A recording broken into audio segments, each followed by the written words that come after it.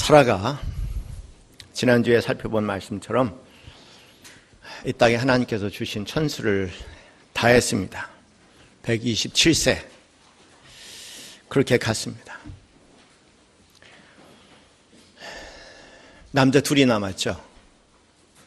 아브라함하고 40대에 사라 두 남자가 집을 지킵니다. 얼른 그림을 그려보셔도 아시다시피 빈자리가 굉장히 크죠. 아브라함에게 뿐만 아니라 또 이삭에게도 그 자리는 무엇으로도 맡길 수 없는 큰 자리입니다. 우리말 표현에 의하면 그래서 그런 말이 있는 것 같아요. 순서가 있다면 남자가 먼저 가는 게 옳다. 남자가 있어서 집이 유지되는 것 같지만 나이가 들어서는 여자가 있어서 집이 유지가 되는 것. 철이 든 사람은 좀 알게 되지 않을까 하는 생각이 듭니다. 아브라함에게 가장 큰 주제는 이제 결혼이라는 주제겠죠. 가능하면 빨리 아들을 결혼시켜야겠다는 생각을 갖게 합니다. 그리고 기도가 되게 합니다. 그러나 이 아들이 보통 아들이 아니죠. 하나님의 약속, 언약의 아들이고 그 언약은 아직도 계속 진행 중입니다. 그러니까는 우리들이 흔히 생각하는 적당한 며느리가 아니라 하나님의 약속을 함께 일궈 나가야 할 그런 믿음의 며느리야 한다는 것은 우리가 조금만 생각해도 금방 알 수 있지 않겠습니까? 얼른 기도 끝에 고민 끝에 떠오른 생각이 동생 나홀입니다. 그 옛날에 그랬습니다. 아주 오래전에, 그러니까 근 70년 전에 그런 일이 있었습니다. 세 형제가 함께 살았는데 오늘 얘기하면은 이란과 이락 사이에 유브라데스 강과 티그리스 강 사이에 갈대우르라는 비옥한 땅가. 세 형제가 어떻게 보면은 문화적으로 얘기하면 가장 화려한 곳에 살고 있었을 때 갑자기 제일 맏형되는 아브라함이 그런 얘기를 하는 겁니다. 느닷없이 나 여기 떠나야겠다. 그럴 때 가정에 일어난 충격을 생각한다면 대단했으리라고 생각을 합니다. 아브라함의 동생된 데라는 이미 죽었습니다. 그리고 롯이라는 아들 하나는 남겨놓고 죽었죠. 아들 둘, 나홀과 그리고 아브라함, 형제 둘, 서로 의지하고 살아갈 수 있는 아브라함과 나홀이라는 두 형제뿐이었습니다. 그런데 그 형이 갑자기 조카 롯을 데리고 먼 낯선 이국 땅에 가겠다는 겁니다. 그랬을 때 제일 먼저 말린 사람 중에 한 사람이 분명히 동생된 나홀이었을 겁니다.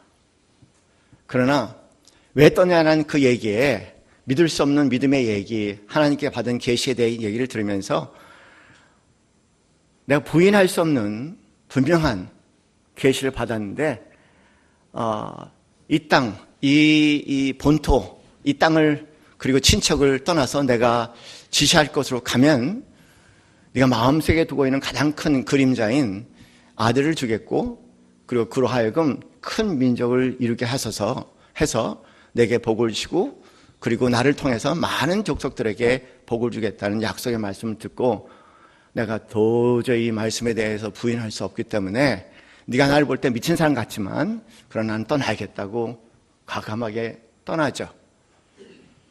성경 전체를 보면은 그렇게 떠나간 후에 두 사람의 관계가 완전히 끊어진 건 아닙니다. 오늘같이 이렇게 자주 연락은 할 수는 없었겠지만 그러나 최소한도 5년 내지 10년에 한 번씩은 서로의 소식을 전하는 관계는 유지했던 것 같아요. 그래서 어느 정도 서로의 근황을 알고 있죠. 말도 안 되는 얘기를 하고 떠난 아브라함, 그러나 놀랍게도 그에게 그 늦은 나이에 이삭이라는 기적 같은 아들이 태어난 소식도 들었을 것이고요. 그리고 또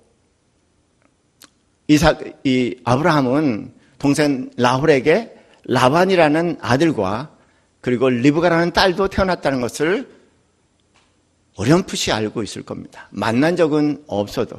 왜냐하면 아브라함은 그 땅을 떠나서 옛 동네로 가본 적이 없었습니다.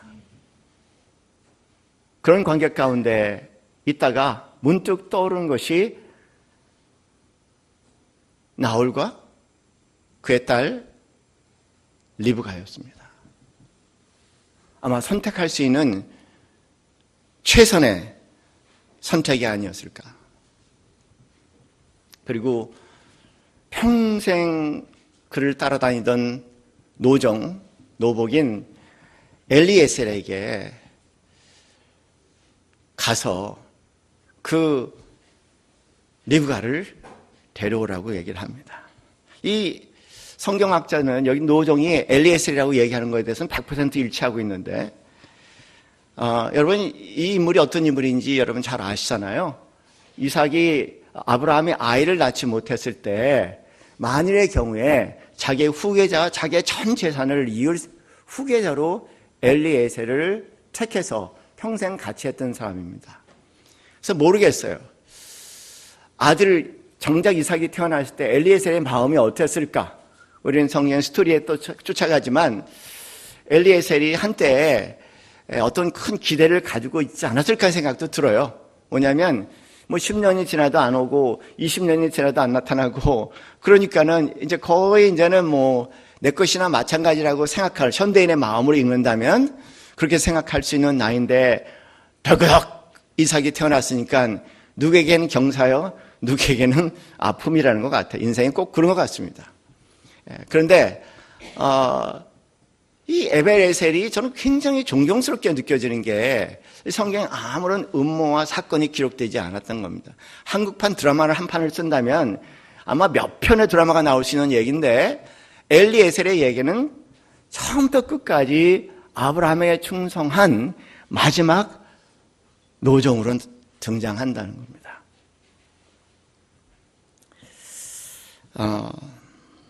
저는 상대적으로 아브라함을 보면서 엘리에셀을 생각하게 되는 겁니다. 아브라함이 얼마나 행복할까? 아마 사람을 데리고 같이 일을 해보신 분들은 아실 거예요. 내가 하는 모든 사업을 다 맡길 수 있는 그 사람. 안심되는 그 사람. 내 아들과 가정마저도 다 내가 급한 일이 있어서 이 세상을 떠나게 될 때 다 맡길 수 있는 그 한 사람. 그 한 사람을 함께 하고 있다는 것처럼 복된 인생이 있을까?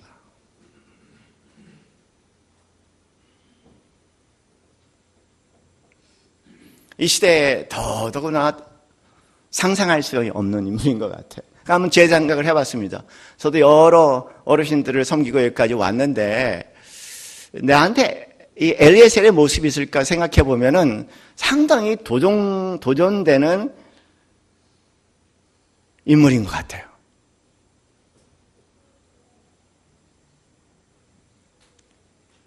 어떻게 보면은 아브라함을 하나님이라고 생각한다면 아마 엘리에셀은 거의 예수님 수준이 아니었을까.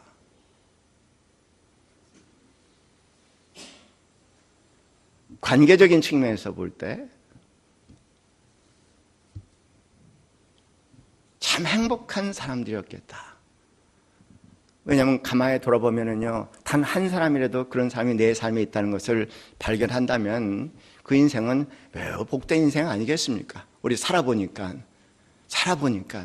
그렇게 가족과 그리고 재산 다 맡겨도 마음에 아무런 짐이 없을 수 있는 그런 인물 하나 찾는다는 게 만만치 않잖아요. 이래저래 가만히 보면은 자식마저 다 흑심을 가지고 살아가는데 참 복된 인생인 것 같아요. 제가 이 엘리에셀을 생각해 볼 때 박찬이라는 분이 쓰신 그 시 한 구절이 떠오르더라고요. 자연스레 제가 시를 많이 암송하다 보니까 저는 이렇게 성경을 보다 보면은 어느 장면에 들어가면은 떠오르는 시가 있어요. 참 재미난 시입니다. 사람 하나 만나고 싶다. 혹시 여러분 마음 가운데 그런 외침이 있으신지 공감할 수 있는 표현 아닐까 하는 생각이 들어요. 사람 하나 만나고 싶다. 생각이 무슨 솔갱이처럼 왜 진 이렇게 똥똥묵지 옛날에 그거 보면은 그거 꺾어갖고 불 붙이고 그렇게 돌아다니는 거 있었거든요. 그러니까 생각이 무슨 솔갱이처럼 뭉쳐 팍팍한 사람 말고 제가 어느 선교사님 모임에 이 얘기를 했더니 다 감동을 받았어. 그게 그냥 막 그분들이 그 당시에 갑이냐 을이냐 엄청나게 싸우고 있을 때였거든요. 근데 이 시 한마디를 했더니 갑자기 막 웃는 거예요. 자신들을 보는 것 같은가 봐. 아마 현대인들의 모습이 아닌가 하는 생각이 들어요. 생각이 무슨 솔갱이처럼 뭉쳐 팍팍한 사람들 말고 새참 무렵 또랑에 휘휘저 손 씻고 쉰 보리밥 한 사람 내요. 찬밥에 말아 나들 낯선 순진한 사람 그런 사람 하나 만나고 싶다.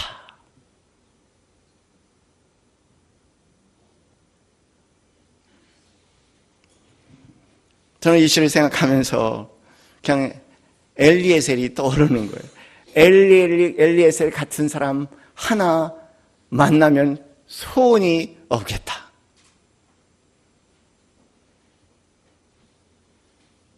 아마 아브라함의 행복이 거기 있지 않았을까 생각이 듭니다.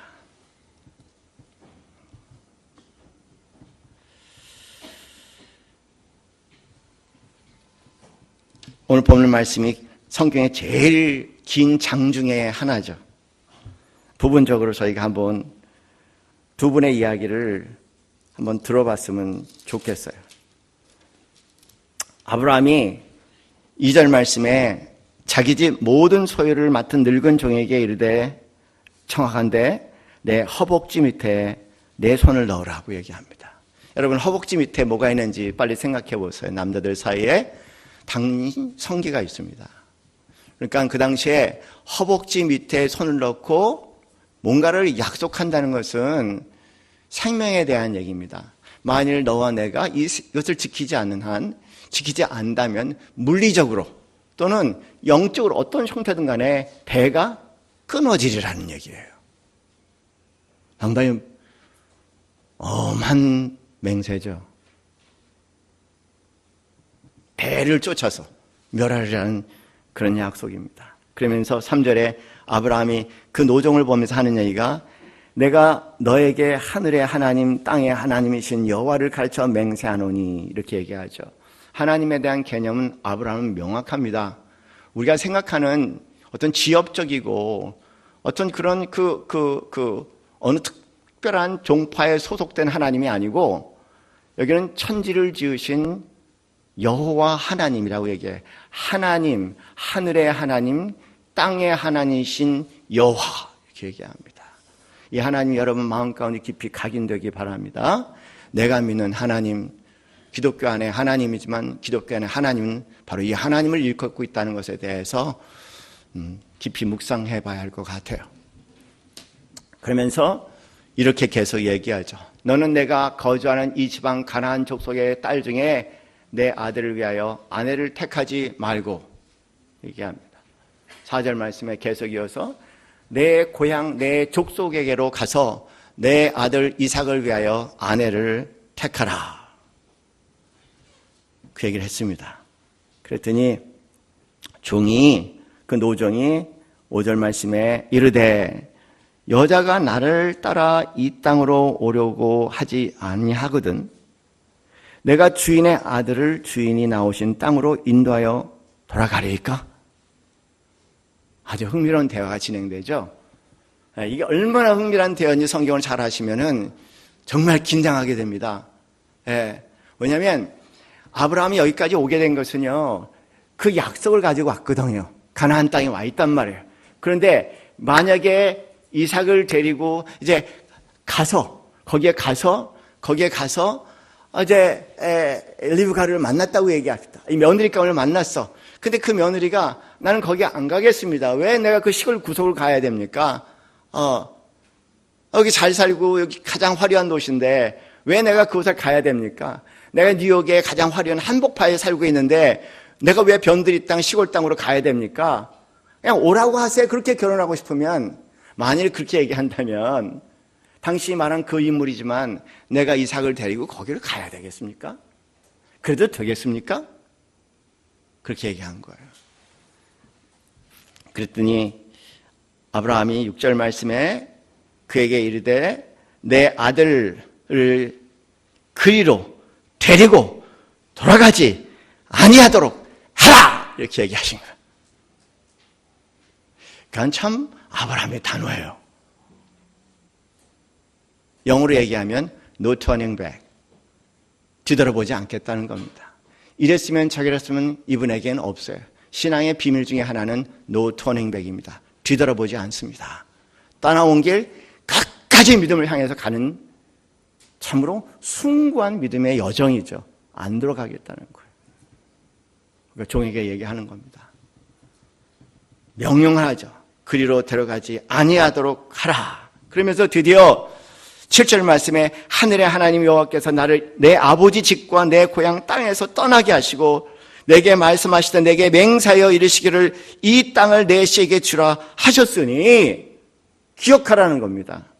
걱정하지 말라. 하나님께서 사자를 보내서 다 준비하셨을 테니까, 얘기죠. 준비하셨을 테니까 아무 걱정하지 말고 그냥 가라고 얘기합니다.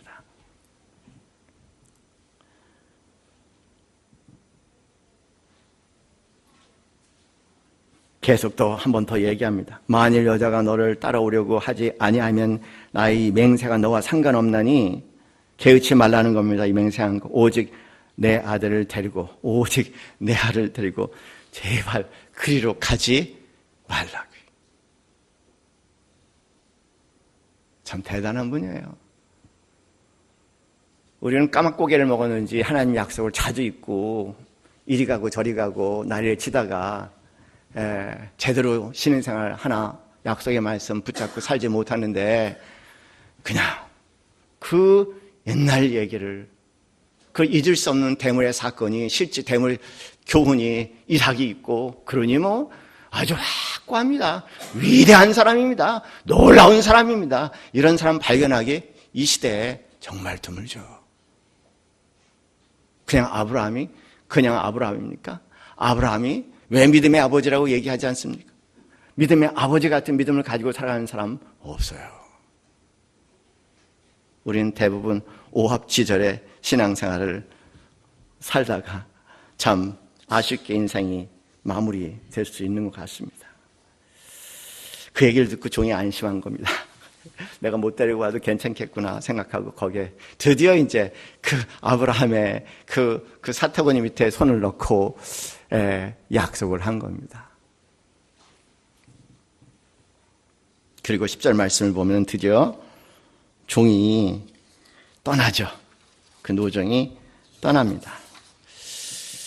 낙타 10마리, 거기에 긴 여정이니까 관계된 여러 가지 음식과 뭐 이런 것들, 그리고 이제 결혼이 진행될 때 이제 나눌 그런 이제 그 여러 가지 뭐 금이라든가 보물들을 이렇게 싣고 그것뿐이겠습니까? 거기에 10명의 낙타니까 최소한도 10명의 일꾼들이 함께 가겠고요. 뭐 어떻게 보면은 어느 정도의 병사도 어떤 일이 당할지 모르는 상황이니까 무장병사도 함께 출발한 상당히 큰 무리가 되리라고 생각해요. 근데 실제로 이 노종 엘리에셀은 한 번도 리브가를 만난 적이 없어요. 당연히 누군지 모르죠. 이럴 수도 있지 않습니까? 굉장히 조심스러운 발걸음입니다. 그거 재물을 보고 말이죠. 내가 이러이러한 여인을 찾는데, 이 동네에 어디 산다고 얘기하는데, 그런데, 그 사람이 이렇게 살고 있고, 여기 이제 그 증거를, 재물을 이렇게 가져왔는데, 이 사람하고 결혼하면은, 이 사람하고 결혼한 사람은 이제 이런 걸 누릴 수 있습니다 하고 얘기하면 아마 웬만한 여자들 그냥 잘 모르니까 내가 바로 그 사람입니다. 그리고 가족이 협잡을 해갖고 이제 우리가 그런 사람으로 만들자. 그렇게 하면 충분히 얘기할 수 있는 거예요. 보통 조심스러운 게 아닙니다. 이 발걸음이 힘들어요. 분명하게 다 얘기해주고 해도 본 적이 없으니까 언제든지 속을 수 있는 그런 발걸음이죠. 근데 제게 믿음이라는 게 그래요. 믿음이라는 게 다 보여줘서 가는 건 아닙니다. 그냥 믿음은 가면서 알게 되는 겁니다.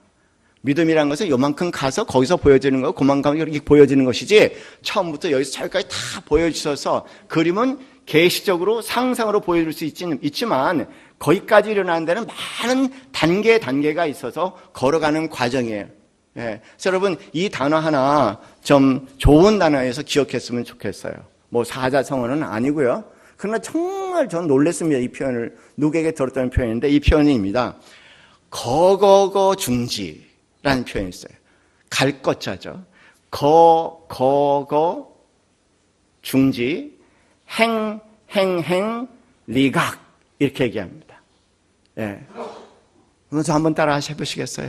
거거 중지 행 리각. 그러니까 이게 무슨 뜻이냐면요. 갈 것자니까 가다 보면 알게 되고 리각 뭐냐면 행하다 보면 깨닫게 되느니라. 너무 좋은 말이죠, 그죠? 요새 젊은이들은 하도 소심해 갖고요 돌다리고 두들겨서 안 가. 그 결혼 못해. 요거 재고 저거 재고 막판에 가서는 돌아서 그 모험을 못하는 거예요.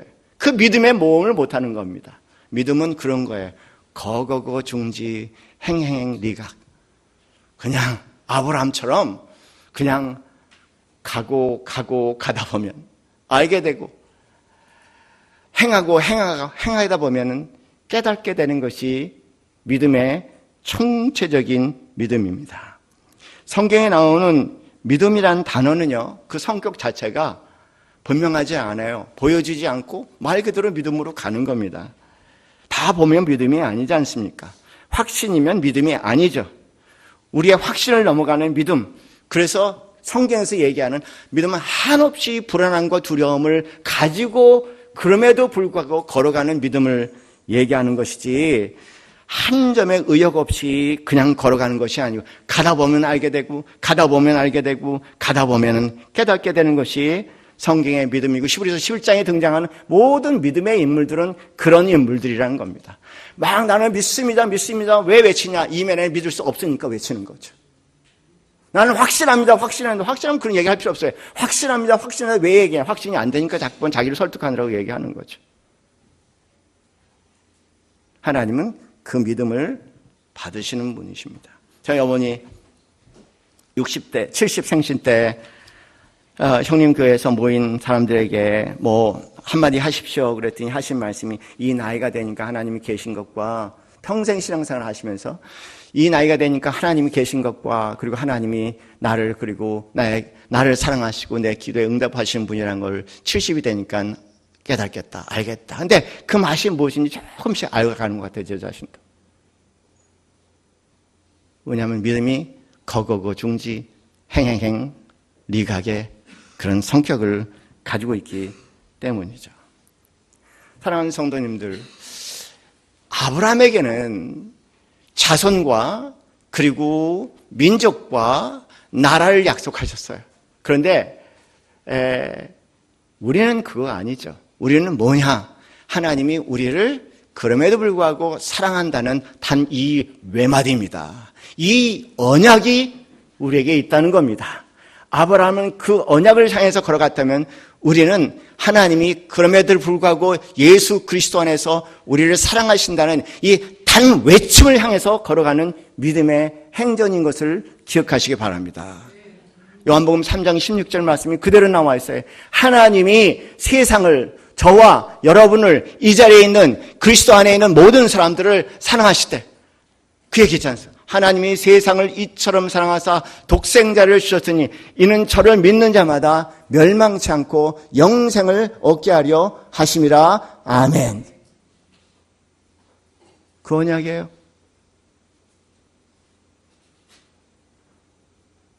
지금 다 이해되지 않지만 그때 이해할 수 없는 감동으로 내 마음을 움직여서 걸어가다가 여러 가지 이해할 수 없는 일이 일어나지만, 그러나 그 한마디의 외침, 거거거 중지 행행행 니각이라는 이 믿음의 여정 가운데 세월 지나가면 지나갈수록, 그리고 우리의 마지막 가장 불타는 화려한 순간, 이 땅의 생명을 다하는 그 순간, 여러분은 분명히 이 말씀에 감동하실 줄을 저는 믿습니다. 그래요. 이것이 저한테는 얼마나 복된 인생이냐면요, 제가 실패해서 제가 자학하는 순간에도 저는 이 말씀이 다가오면은, 그래, 하나님은 나를 사랑하셔. 내가 내 자신을 엄청나게 비난하는 그 순간에서도 저는 제 자신에게 이상한 말을 하는 거예요. 하나님은 나를 사랑해 임마! 라고 저는 제 자신에게 얘기합니다. 제 부족한 모습이야. 다 모자라. 인간은 모자라지 않는 인간은 하나도 없어. 그래서 다 인간일 뿐이야. 실패하지 않는 인간 하나도 없어. 그래서 인간일 뿐이야. 그런 나의 모자람과 나의 실패를 누가 바라보고 저를 맹렬하게 비난하고 공격할 때도 그 얘기를 한쪽 귀를 들으면서 제 안에는 그 음성이 있는 거죠. 하나님이 그래도 나를 사랑하셔.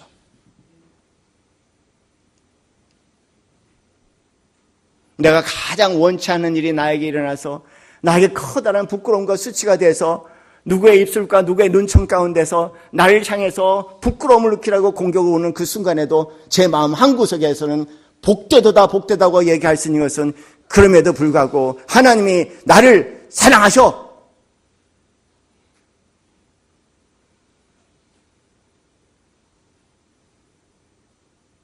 세상에 그것처럼 복된 인생은 없습니다. 예수 믿어 복 받는 것이 뭐 세상 사람들이 생각하는 부러운 성공의 길이 아니고요, 인생의 밑바닥에서도 모든 사람들의 질탁 가운데서도 그래도 완전히 무너지지 아니하고, 그래도 하나님이 나를 사랑하셔. 거기에 다시 일어날 수 있는 그 삶, 그게 복된 삶이죠. 우물가의 여인들, 여자들을 제일 많이 만나려면요, 그 지역에 가서는 우물가를 가야 돼. 빨래터를 가거나 우물가에 가면은 여성들이 항상 있지 않습니까? 예. 중동 문화에는 대낮에 여성들이 돌아다니는 건 안 돼. 저녁 때가 어슬어슬해야지 물을 길러갈 수 있고 빨래터에 갈 수가 있는 거예요. 이 여인들을 많이 만나려면은 이 동네 여인 가운데 누가 도대체 그 여인일까? 좋은 노복은 곰곰이 생각한 거죠. 그래서 막 돌아다니다가 우물가에 저녁 때 간 겁니다. 아니나 다를까? 물 길러 여자들이 많이 오는 거야. 처녀들이. 되게 딸들이 오겠죠. 힘을 쓸 수 있는 노인네가 아니라 젊은 딸들이 오겠죠. 많은 딸들이 지나가는 걸 봅니다. 누군지는 모르겠어. 그래서 황당한 기도를 하나님께 드리는 겁니다. 여러분, 하나님 우리에게 황당하게 다가오고요, 우리는 또 하나님께 황당한 기도를 드리고, 하나님께서 황당하신 분이기 때문에 황당한 기도를 드려도 하나님께서 황당한 기도에 응답하시는 분이심을 믿으시기 바랍니다. 계산된 믿음, 계산된 기도는 기도가 아닙니다. 그냥 여러분 열심히 사셔도 돼. 하나님과 관계는 이런 황당함이 있습니다. 내가 현재 처지와 형편에서는 아무리 계산하고 계산해도 기도마저 드릴 수 없는 그런 상황이라고 할지라도 우리에게 복되다고 얘기할 수 있는 것은, 하나님은 황당한 기도에 응답하시는 분이라는 거예요. 황당한 기도가 이겁니다. 엘리에셀의 기도가 이거예요. 하나님, 제가 어느 여자인지 구별을 해야 될 텐데 이런 조건, 두 가지 조건을 내세우는 거예요. 첫째, 제가 목이 마르다라고 얘기할 때 그때 물을 가져다 줄 수 있는 여인. 이거 가져가다가 내려놓고 이거 드세요 라고 얘기할 수 있는 여인. 거기서 지나서 이분이 굉장히 목이 마르구나. 그것뿐만 아니라 낙타를 보니까 낙타가 오랜 길을 걸어나고 이미 온몸에 땀이 소금기로 번쩍번쩍 빛이 나고 있을 때 그것뿐만 아니라 그 낙타의 입이 다 말라서 거품이 막 이렇게 내려갔고 흉측한 모습을 이렇게 보고 난 다음에 내가 물을 먹는 사이에 낙타를 보고는 아이고 불쌍해라. 아이고 낙타들 너무 불쌍하구나. 얼마나 힘들까? 그러면서 갑자기 주인에게 이 노종에게 얘기하기를 제가 낙타에게 물을 먹여도 되겠습니까? 라고 얘기할 수 있는 사람이어야 된다는 거예요. 이게 불가능한 얘기예요. 왜 불가능하냐면 여러분 한번 상상해 보세요. 낙타 한 마리가 그렇게 목이 마를 때 먹을 수 있는 물의 양이 20리터야. 여러분 1리터짜리 펫병 있죠? 그걸 20개를 들이마셔요. 몇 마리라고요?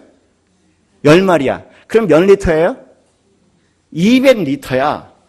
200리터를 요 물덩이를 가서 또 갔다 오고 또 갔다 오고 또 갔다 오면서 이걸 다 먹여야 된다니까 아무리 낙타가 안타깝게 보인다고 해도 낙타의 고통을 듣지 못한다면은 감히 그런 제안을 할 수가 없죠. 있을 수 없다는 얘기예요. 그랬더니 아니라 다를까 한 처녀가 지나가는데 물동이 이러고 지나가는데 목이 마르다고 얘기하니까 물을 주는 거예요. 그리고 가만히 있었더니 혹시 제가 이 10마리의 낙타에게 너무너무 목말라 하는데 이 10마리의 낙타에게 물을 줘도 되겠습니까? 그렇게 얘기하는 거예요. 왠지야. 근데 더 보고 싶은 거예요. 뭐냐면은 끝까지 할까 안 할까 한번 보고 싶은 거예요. 그 말에 감동받는 게 얼마나 신중한지 몰라요. 그 말에 감동받는 게 아니야. 끝까지 줄까 아닐까. 성경 말씀이 뭐라고 했냐면은 끝까지 주목하더라. 이렇게 기록을 하죠. 주목하더라. 끝까지 보는 거예요. 야, 이 자매 보통이 아니다. 그래, 이 자매가 내가 찾고는 바로 그 리브가 아니라고 할지라도 이 자매 뭔가 너무 마음에 드는 겁니다. 뭔지 모르게 여기 지금 이 사람의 마음에 감동이 생긴 거예요. 이야, 그래서 너희 집에 좀 유숙할 곳이 있냐?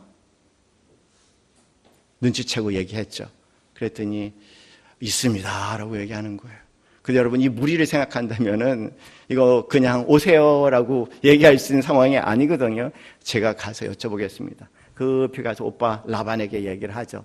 오빠 라반이 그 얘기를 듣고 난 다음에 거기 성경 말씀 보면은 그럼 금 귀걸이도 줬고 금 팔찌도 줬고 그 다음에 그 상황도 다 얘기했고 그래서 라반에게 얘기했더니 라반이 깜짝 놀라서 급히 달려옵니다. 달려와갖고요 오시라고 얘기하죠.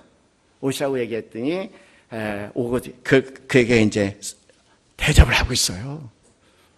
대접을 하는데 그 대접하는 게요 엄청납니다. 엄청나요. 24장 32절 말씀 보면은 그렇게 기록이 되어 있대. 그 사람이 그 집으로 들어가매 라반이 낙타의 짐을 부리고 집과 사료를 낙타에게 주고 그 사람의 발과 그의 동행자들의 발 씻을 물을 주고 그 앞에 음식을 베푸니 이렇게 얘기하니까 막 엄청난 수고를 하는 거예요. 그런데 음식을 딱 먹지 않고요. 갑자기 내가 하고 싶은 말이 있는데 이 말을 전하기까지는 내가 음식을 들지 않겠습니다 하고 얘기하는 거예요. 깜짝 놀랐겠죠, 라반이? 이거 뭔가 또. 그랬더니 하는 얘기가 바로 이런 얘기예요. 이런 상황이 벌어졌습니다. 내가 거기에서 떠나올 때 이래서 떠나왔고 앞에서 읽은 얘기를 그대로 하나도 빠지 않고 바로 얘기한 겁니다. 그리고 당신 이 리브가를 봤을 때 사실은 이러이러했고 그리고 이런 신비한 일이 일어났고 조절조절조절 다 얘기하고 이 놀라운 사건에 대해서 참 하나님께서 아브라함에 인내하시고 아브라함에게 성실하시고 아브라함을 축복하셔서 참 이 일이 다 일어났습니다. 얼마나 놀라운 일입니까? 딱 얘기한 거예요. 그러면서 우로 갈지 좌로 갈지 결정하게 해달라는 건 뭐냐면은 이 딸을 데리고 해주실지 아니라고 얘기할 때 빨리 정확하게 음식을 들기 전에 먼저 얘기부터 해달라는 겁니다.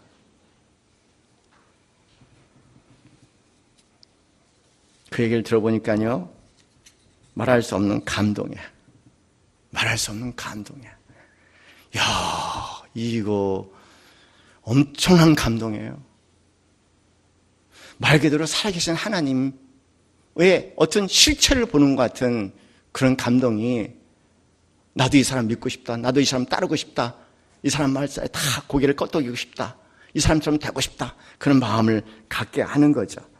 그래서 24장 50절 말씀 보면은 그 이야기를 듣고 난 다음에 우리가 가부를 말할 수 없노라. 그 얘기는 가부를 말할 수 없노라. 우리는 내 말을 듣기로 했다. 우리가 여기서 갑이냐 을이냐 얘기할 처지냐, 무조건 따르기로 했다는 겁니다. 무조건 따르기로 했다는 겁니다. 사랑하는 성도, 우리가 한 가지 꼭 기억했으면 좋겠어요.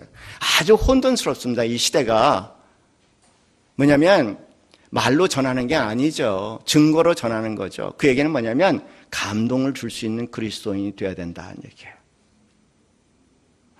제가 3대 4대 모태 집안에서 태어나서 집안에서 이해할 수 없는 많은 꼴들을 보면서, 교회 안에 이해할 수 없는 많은 꼴들을 보면서 고등학교 2학년 때 교회를 떠나서 다시 교회로 돌아오는 시간이 8년이라는 긴 시간이 걸렸습니다. 완전히 딴짓하고 돌아다녔어요. 그러다가 교수님을 만났는데, 미국 가서 교수님을 만났는데, 이 교수님이 너무나 재미난 분이야. 그래서 친구가 되고 가족까지 만나게 되고 주말 되면 그 집에 가서 하루를 묵기도 하고 아이들을 보기도 하고 부부관계를 보기도 하고 다 보면서요, 갑자기 이런 욕망이 생겼습니다.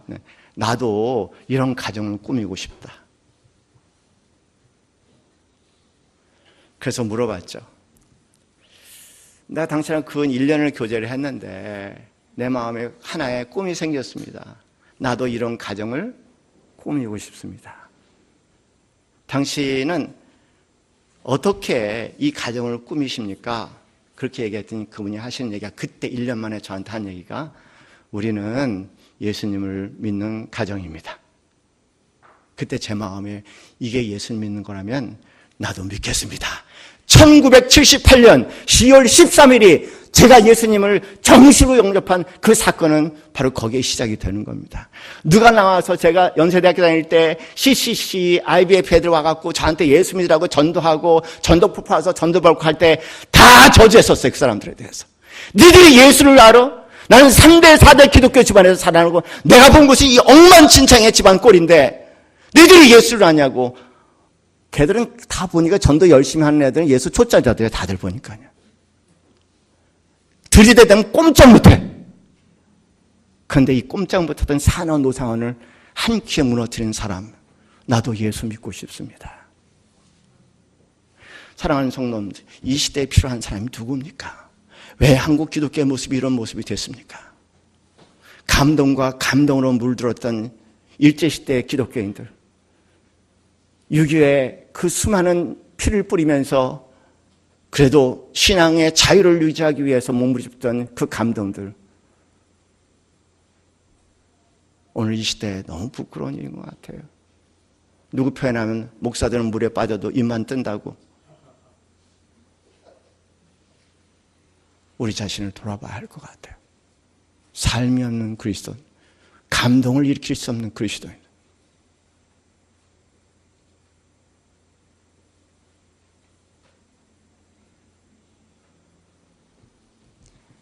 리브가의 마음은 한마디로 얘기하면 배려하는 마음이죠. 배려.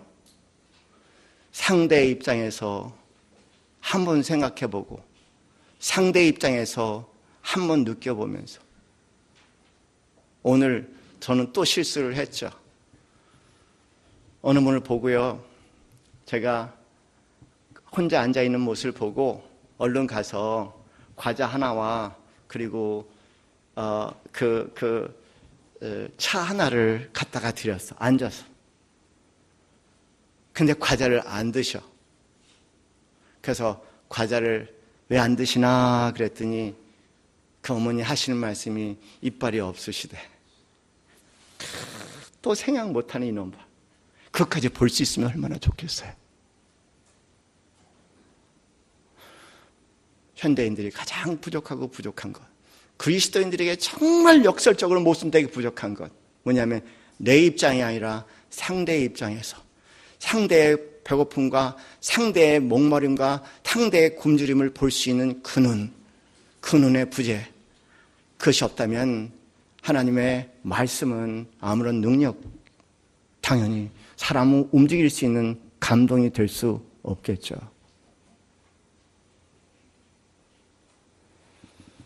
하나님 그걸 축복하십니다. 드디어 결혼을 하고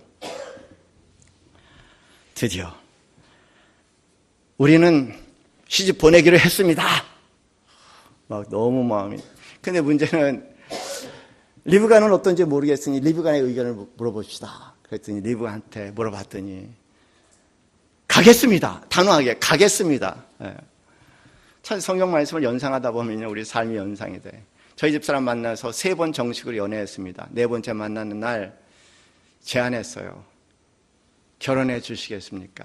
말도 안 되는 얘기죠. 뭐 3번째 만나고 정말 뭐 이상한 인간이야. 제가 저거 보면 세월 지나가면 저렇게 참 괴물같이 이상한 인간이라는 걸 깨닫는 과정인 것 같아요. 인생이. 무슨 생각이 들어서 정말 생각 없이 그냥 결혼해 주시겠습니까? 난 아직도 이해되지 않는 게 뭐냐면 네 한마디. 무슨 여자는 4번째, 3번째, 4번째 만나서 결혼해 주셨던 날 알죠. 우리 집안이 저하고 집안하고 굉장히 세상적으로 굉장히 차이가 많은 집안이에요. 세상적인 조건으로 얘기하면 도저히 만날 수 없는 두 집안이야. 근데 그 집 어르신들은요, 기도가 딱 하나야. 그 집 어르신들 기도에 나중에 만나서 확인한 건 뭐냐면 우리가 초대 믿음인데 그래도 3대 믿음하고 접붙임을 하고 싶다는 거야. 그러니까 저하고 결혼한 이유는 어르신들은 아무런 조건을 보지 않아요. 대단한 분들이었거든요, 당시에. 아무런 조건을, 제가 3대 신앙의 아들이라는 건 확인만 하면 돼. 이야, 나는 3대 신앙이 왼수였다고 생각하는데 대박이 됐던 날이에요, 그날이. 나는 예수 믿는 게 짐이었던 날에 그날은 나에게 예수 믿는 게 이렇게 큰 축복이라는 것을 그날이 여러분에게도 오시기 바랍니다.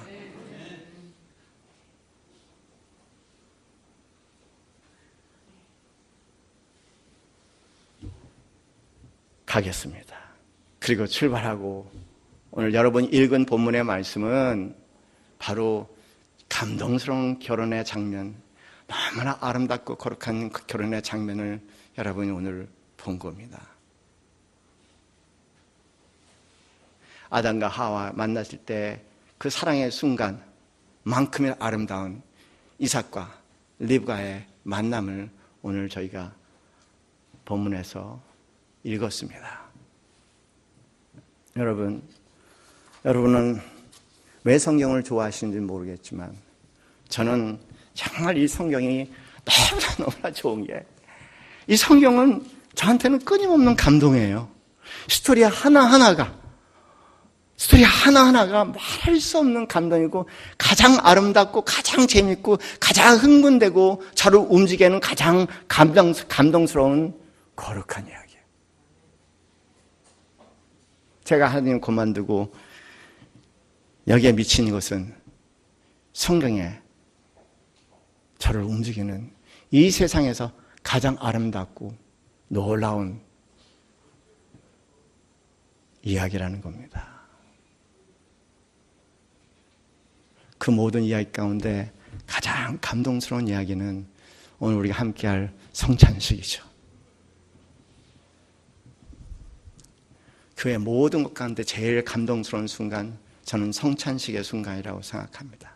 하나님이 세상을 이처럼 사랑하사 독생자를 주셨으니 이는 저를 믿는 자마다 멸망치 않고 영생을 얻게 하려 하심이라.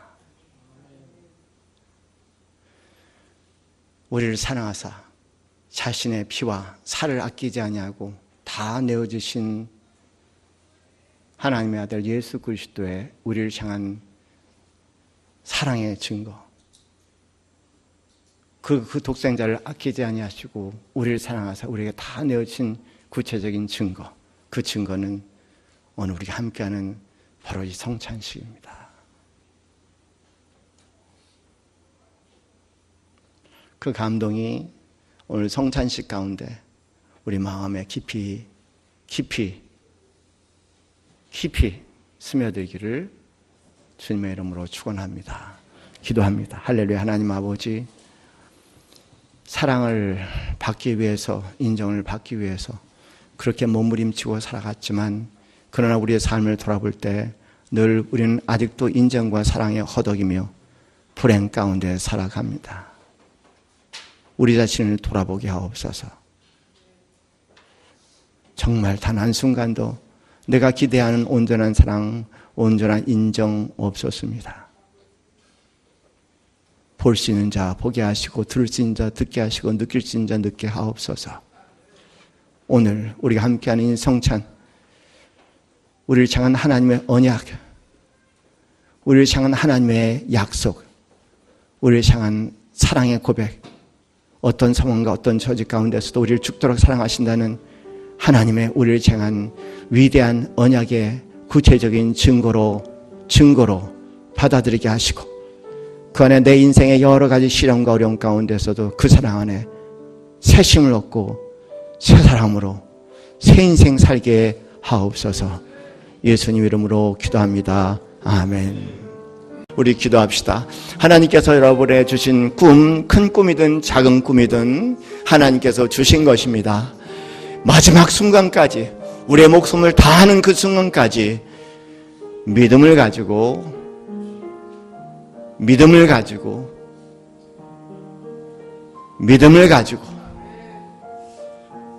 삶의 열매를 거둬 드립시다.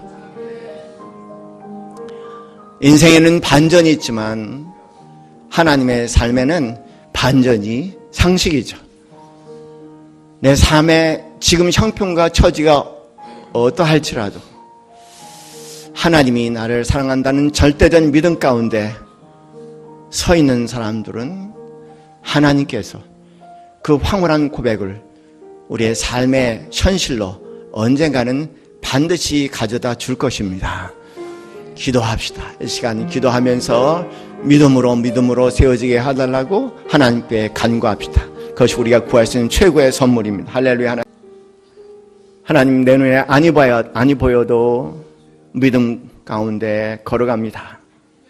다 보이지 않지라고 하더라도 나에게 주신 꿈이 결코 잘못된 꿈이 아닌 것을 하나님 이제는 확신하게 하여 주시고 반전의 반전을 통하여서 하나님을 알게 하시고 하나님을 알게 하는 과정 가운데서 내가 꿈에도 상상하지 못했던 그 땅으로 나를 인도해 주시고 내 땅이라 고백할 수 있는 그 순간을 향하여서 하나님 전진할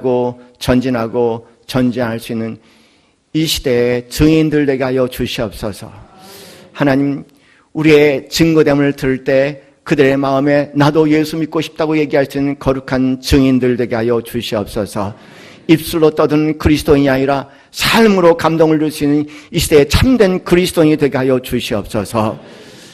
이제는 우리 주 예수 그리스도의 그 크신 은혜와 하나님 아버지의 즉하신 사랑과 성령님의 교감하심이 오늘도 성령의 감동 가운데서 하나님 말씀의 감동 가운데서 감동스러운 삶을 일궈내기 소원하는 이제는 모든 성도들 머리 위에 지금부터 영원까지 함께 있기를 축원하옵나이다. 아멘.